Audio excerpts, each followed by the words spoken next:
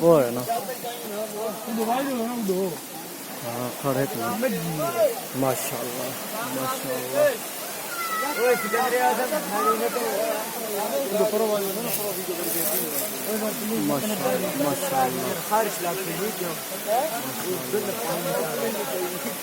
क्या गंदा पानी सर्दी लगती है यार बुखार लगता है वो माशाल्लाह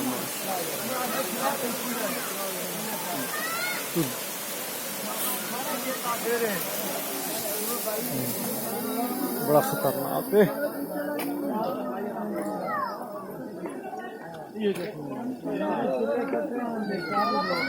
जिंदगी दे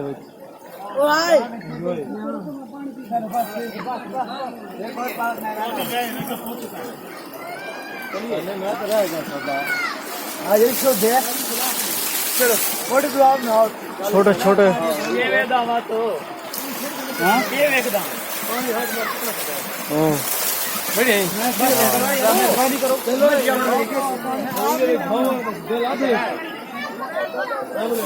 छोटे छोटे बच्चे छोटे नहाले नहाले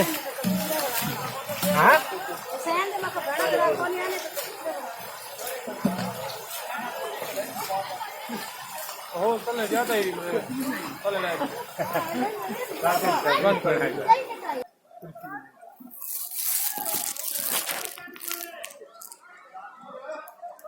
माशाल्लाह माशाल्लाह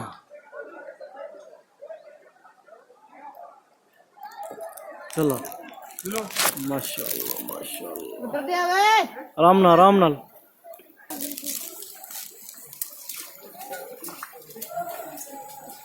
ده فواقد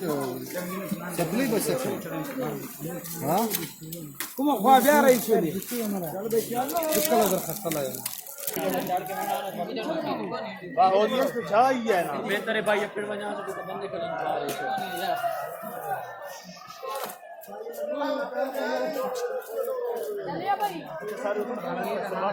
क्या करना भाई चल है भाई बीच में कहना बीच में कहना क्या करना यार हाँ मुलो यार ओ बाबे आप चावल इधर रख से चावल ये मैंने पीछे बावना धावना बस सही है सही है सही है